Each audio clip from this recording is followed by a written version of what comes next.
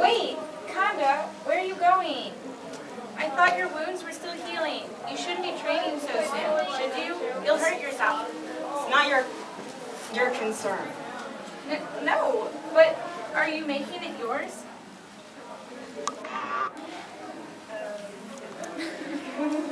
What do you have? I don't know what's coming. Well, Conda, you need to rest. Otherwise, you won't heal right. I don't need your advice. Conda! Now that she was close to them, there was no question to Lindley that something was wrong. Conda's muscles were trembling and his skin was hot to the touch. In just the past few minutes, his face had grown noticeably paler, and she realized for the first time that his breathing was labored.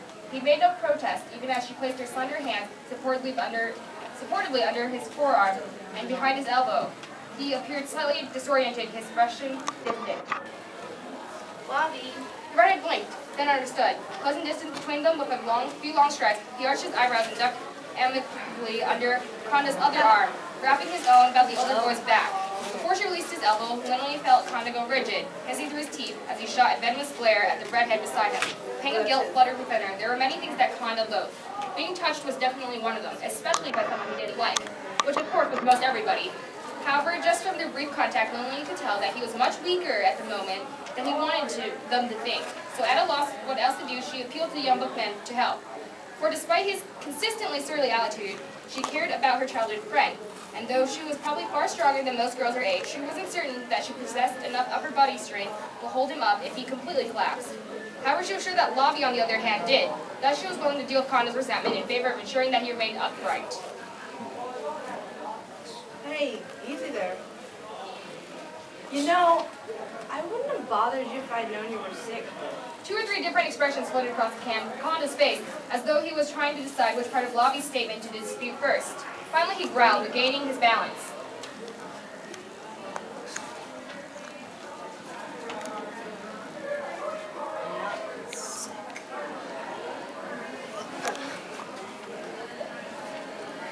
Conda, when's the last time you ate something?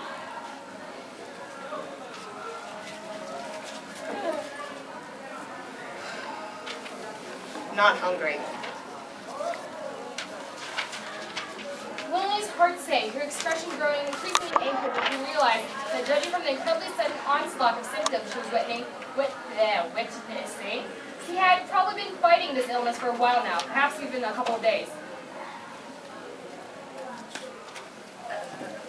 Observing his growing agitation, Lily tactfully remained on the subject of food. Conda, why don't we go down to the cafeteria and have Jerry make you some soba? Just the way you like it. No. Come on. Wow. You, Conda, refusing soba noodles? Yeah, there's nothing wrong here at all. Seriously, who do you think you're fooling? Lobby, shut up. Lily heaved an exasperated sigh, eyeing them both with measured disapproval, as she debated what to do next. However, Conda clamped his jaw suddenly, and convulsive shiver visibly racking his body, despite his best efforts to hide it. Lobby tisked in concern, tightening his hold on the older boy's upper arms, just as Conda brought his fist sharply to his mouth, sneezing yet again. Not my mouth, yours.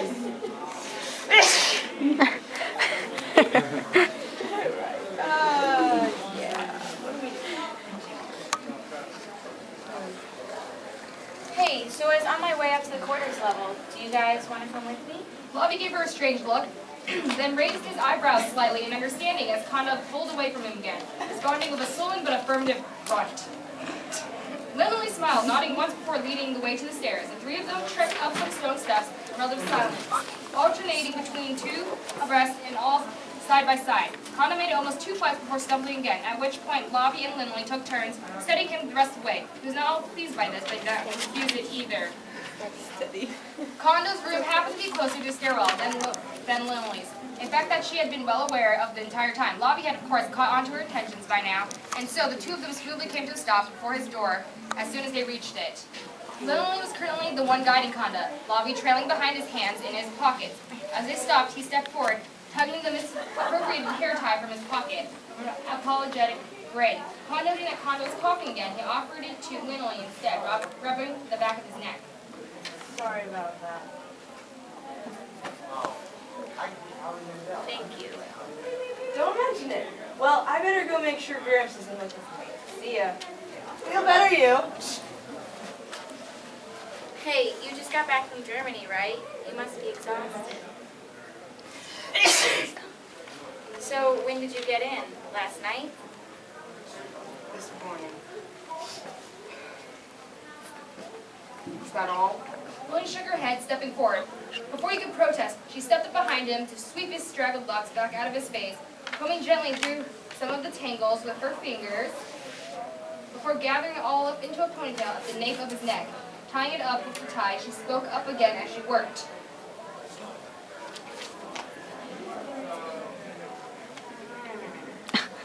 In that case, welcome home. She stepped back when she finished, offering him her warmest smile.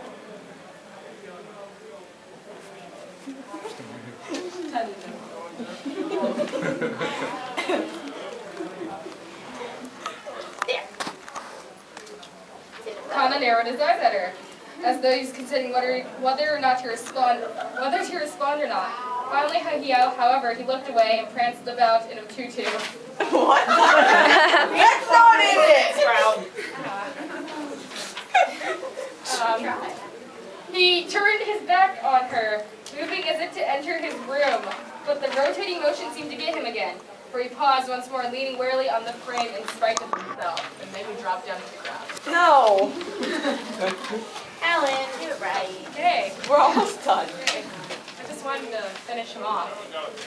Nice. No. Hey, you want some tea? The inquiry was, in fact, something of a tradition, harkening back to when they were children. When Lily was young, she would often join the long-haired boy as he to calm her own spirit, and because she enjoyed his company. At the time, he had been different than all the others to her. He was quiet, he didn't question her or accuse her or judge her. He let her be, but allowed her to stay, and so in return, she would make him tea sometimes, after coming he taught her how, as her way of saying thank you, and as the years had passed, it had become a natural interaction between them. Don't have any. Oh, I think Jerry just got a new shipment of leaves in, actually. I was going to pick some up myself today, so I could go down real quick now and get some for you too if you want. Kana faced her, frowning slightly, but she was already headed toward the open space in the center of the tower floor. I'll even take the quick way down. Without waiting for an answer, she hopped up onto the sturdy metal railing. I'll be right back, okay? Do what you want. Lily smiled gently at his back as he turned to open his door, shaking her... Wait, no. Gender confusion, wait. Sorry. Wait. Oh, shaking her head. He would never express it, but she knew he was vitally grateful all the same. She faced forward then, peering down into the very heart of the European branch. There had been a time when what she was about to do scared her more than the darkness of the tower, more than any monster. But over the years, she had grown to accept it as part of her life. She was safe here, in a place where she was with people who loved and cared for her, for whom she loved and cared back. It was home, and because of that, she was no longer even afraid to fly.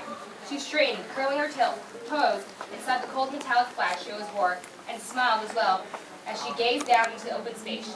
She couldn't see it, but she knew her destination well. Innocence, activate! Nice. That was ridiculous. Really? Who wrote this? That was sweet. Oi! Yeah, no. See, isn't he cute? What does AU stand for the next one? Alternate universe. Yeah, we aren't doing that. Aren't we already Yeah, in an alternate universe? Yeah, we kind of are. I'm Here. not sure if we can get him to do it. Well, what's Rabbit's canon got too much crack? time on his hands. I'm sorry. I'm supposed to write What's things. canon? Lobby, what's canon crack? What? I just It compiled a says list canon of crack, things. like Bobby, what did you find? boom. Don't think I should know that. Yeah. What? Are we going on with the AU? Or I'm not sure. then can we do canon crack? That sounds fun. Like canon. Wait, What is this crack? that's not. What about Let's the not do that. I don't gender feel like I'm bender crack? What? Or We have. yeah. I think we should take a break because I'm not really sure that Yeah, no. Okay. Could do. No, I don't think you would want to do that either. So, because we had like one that was like. Oh no! Wait, this one is really short. We should do this one. Which one is Yes. this one? I will be the narrator. You are actually in this one, Alan. Oh, is it the cannon crack? No, something different. Oh, It is okay. Well, Here. here's your The last one. And then it's really short. And it's worth it, trust me. What are you up to, Rabbit? Don't look at it ahead of time. That's Here. even more suspicious. Just do it. Here, we can stay sitting for this. what is it? What is Yeah? y'all? Shush! Oh, okay. I will do this Okay. one, alright? Okay. Is that a Shush! thing? What does that mean? Ask the rabbit. He's the surprise. one who pulled it out. Who knows what? Okay! So you read it and I just. What? Oi, you! Get up here! I thought we were sitting down for this one. Good I think grief. I think... We haven't to Bakanda to mess up our act. No, okay, fine. Mommy, shouldn't you be at the podium if you're the narrator? Yeah, you're right. I should. Alright. Bakanda. Alan, sit down! Alright. From the one who apparently can't read. The mission was supposed to be a simple one. Alan and Conda had been sent to a theater in Italy to investigate what, to the citizens of Cremona, appeared to be a haunting. For weeks, it had consistently disrupted shows, although those who had lived in town since the theater's younger days said it was a common on and off occurrence. However, after a party of finders investigated the area, they discovered that the source of what appeared to be a mischievous ghost was actually innocent. The exorcist had been there for 3 days now and seen no sign of it, thus far leaving Conda frustrated and Alan rather tired of the Japanese man's surly attitude. It couldn't be helped, he thought. Although to the townspeople the ghost often went through dormant spells and the two would just have to wait it out, Conda, of course, was none too happy about their situation by the third night as they made their way to the theater to watch yet another rendition of The Tempest with low expectation. The show was nearly over before the atmosphere shifted, lights flickering off. Even on stage, before the entire theater began to shake. Almost immediately, people began to rise from their seats in a panic, many stumbling over one another as some made it for the exit and others stayed in hopes of seeing the end of the show anyway. It felt like an earthquake, though Conda spotted out of the corner of his eye the distinct greenish glow weaving up the stairs toward the back of the theater between the audience's feet. It was faint enough that those who weren't looking for it would almost assuredly not see it. Oi, Beansprout. Not looking to see if Alan had heard, Conda strode up the aisle, one hand on Mugen as he made his way through the crowd, much less smoothly than the innocents, Alan on his heels. The younger of the two was, at this point, blindly following as the lights started to flicker again. Where is it? Alan called over the noise, bumping into and tripping over several disoriented people as he tried to keep up with his comrade. Conda didn't answer, plowing ahead without a thought for the stumbling boy behind him. It wasn't long before Alan fell behind, losing sight of the Japanese man completely. After attempting unsuccessfully to catch up for several minutes, he abandoned that endeavor, instead searching for the glow himself. With difficulty, he continued toward the back of the theater, still trying to locate Conda ahead of him. Pausing after a few moments, his eyes darted all around the huge, emptying room in hopes of catching a glimpse of something that might give him a clue as to the whereabouts of either Conda or the innocent. As he was considering searching another part of the theater, he was struck hard, sending him flying backwards. Tumbling down the stairs, something fell heavily on top of him, a soft green glow fading around it. It took him a few moments before he reoriented himself and realized that it was not a thing, but a person. Conda? Alan said, still pinned beneath the elder man. It puzzled him how the usually rather agile samurai had so gracelessly toppled into him like that. What?